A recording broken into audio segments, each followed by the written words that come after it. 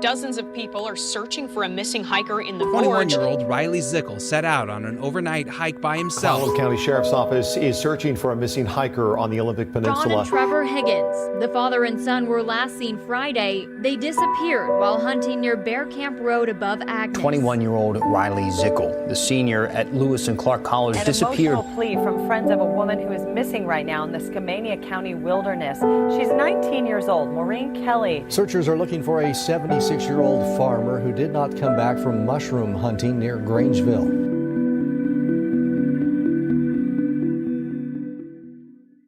Welcome to the Pacific Northwest Missing Persons Project. I'm your host, Tanner Hoskins, founder and executive director here at PNW MPP, and I want to thank you for tuning in to this week's episode. We're going to jump straight into the stories. The desert can be an unforgiving place, vast and unyielding.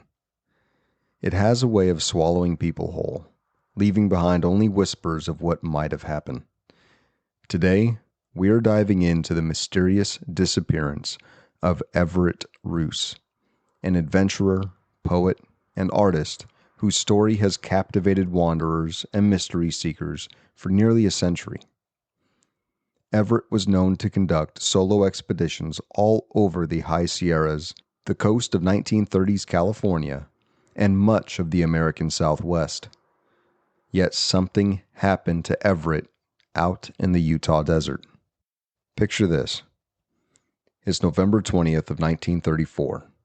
A young man named Everett Ruess, just 20 years old, sets off into the Utah desert about 40 miles south of what is today Capitol Reef National Park. Everett's alone, with only 2 donkeys as his companions and all of his belongings strapped to their backs. The desert is calling to him. Its isolation, its raw beauty, its secrets. Everett has always been drawn to the wild, to places that seem untouched by time, but this journey would end up being different. Earlier that year, Everett had written to his parents telling them not to expect any communication for nearly 2 months. He knew that he'd be venturing far from civilization into the remote and rugged landscapes of the American Southwest. His family, used to his adventurous spirit, waited. But when 3 months passed without a word, they felt something was wrong. Then, Everett's unopened letters began arriving back at their doorstep, marked undeliverable. On November 7th of 1935, Everett's parents sent a letter to the post office in Escalante, Utah, desperate for answers. Their plea landed on the desk of a local commissioner in Garfield County. This commissioner, moved by their distress, quickly organized a search party with local men. The first breakthrough came near the north side of Davis Gulch, a remote canyon carved by the Escalante River. There, the search party found Everett's 2 donkeys, still alive, but long been abandoned. Nearby, they discovered a campsite, and it was clear Everett had been there. He'd even constructed a makeshift corral for the animals. But where was Everett? The only other clue was an inscription carved into a rock. Nemo, N-O-V, 1934. Nemo, the Latin word for no one, or perhaps a pseudonym that Everett had taken on for himself, adding another layer to the mystery. On March 8th of 1935, the commissioner wrote to Everett's parents, informing them of the grim findings. Days turned to weeks, and the search grew increasingly desperate. On March 15th, the commissioner sent a final note to Everett's family. The search, he explained, was over. They had done everything they could. But the story didn't end there. In late May and early June of 1935, additional efforts were made. An aerial survey was conducted, flying over the desert at 12,000 feet, scanning the land from Lee's Ferry to Escalante. On the ground, 9 horseback riders combed the rugged terrain, hoping to find any sign of Everett. After a week of searching, they too gave up. Theories about Everett's fate have swirled ever since. Did he fall from a cliff? His body lost in the labyrinth of canyons? Was he caught in a flash flood, swept away by the desert's sudden, unforgiving torrents? Or, as some have speculated, was Everett the victim of foul play, murdered in the wilderness he loved so deeply? We may never know what happened to Everett Ruess. What we do know is this: he left behind a legacy of curiosity, poetry, and art, and a mystery that continues to haunt the canyons of the Southwest. Everett's story reminds us of the beauty and the danger of chasing solitude in the wild. Everett Ruess disappeared over 90 years ago, yet his story still resonates. He was a dreamer, a wanderer, someone who sought to lose himself in the beauty of nature. But the wilderness he loved so much may have ultimately claimed him. If his story has inspired you to explore, remember this: the wild holds both wonder and peril. You need to respect it, prepare for it, and never underestimate its power. The second story that I would like to share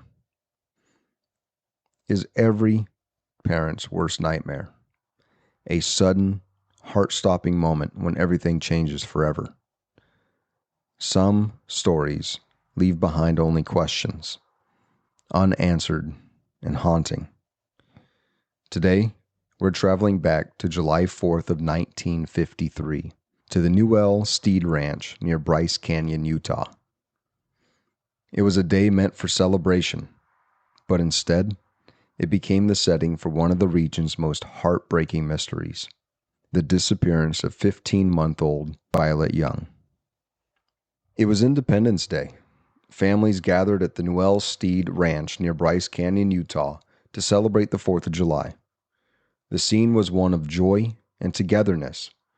Laughter, chatter, the smell of food being prepared, and children running freely in the summer sun. Among them was Vilate Young, a curious toddler just beginning to explore her new world. Vilate was last seen near one of the ranch's outbuildings. She had been watching a relative churn ice cream, her tiny eyes fixated on the rhythmic movement of the churn. But in the blink of an eye, everything changed. Somehow, Vilate wandered away. Perhaps distracted by something nearby, a sound, an animal, or maybe just the call of her own curiosity. No one saw her leave. No one noticed until it was too late. As soon as her absence was realized, panic swept through the picnic. Family members fanned out across the ranch, calling her name, searching every building, every corner of the property. But Vilate was nowhere to be found. The search quickly escalated. Bloodhounds were brought in, their keen noses tasked with following her scent. Airplanes circled above, scanning the vast, rugged landscape around the ranch. Dozens of searchers scoured the area on foot, desperate for any sign of the little girl. But nothing was found. No tiny footprints, no clothing snagged on a bush, no clues to where she might have gone. It was as if Vilate had vanished into thin air. The vastness of this area, coupled with its rugged terrain, only deepened the mystery. Theories abound, as they always do in cases like this. Did she wander too far and succumb to the elements? Did she fall victim to an animal in the wild? Or, as some have speculated, could someone or something have taken her? No one knows for sure. What we do know is this: Vilate Young was loved. She was cherished by her family, and her disappearance left a hole that could never be filled. To this day, her story lingers as a tragic reminder of how quickly the unimaginable can happen. Vilate's disappearance remains an enduring mystery. It's the kind of story that just sticks with you. If Vilate or Everett's story has moved you, let it also remind us all to hold our loved ones close and to always remain vigilant. Until next time, stay curious, be overprepared, and get to know the missing persons cases in the area you plan to recreate in. You never know when you might come across something that brings answers or closure to a grieving family. Thank you.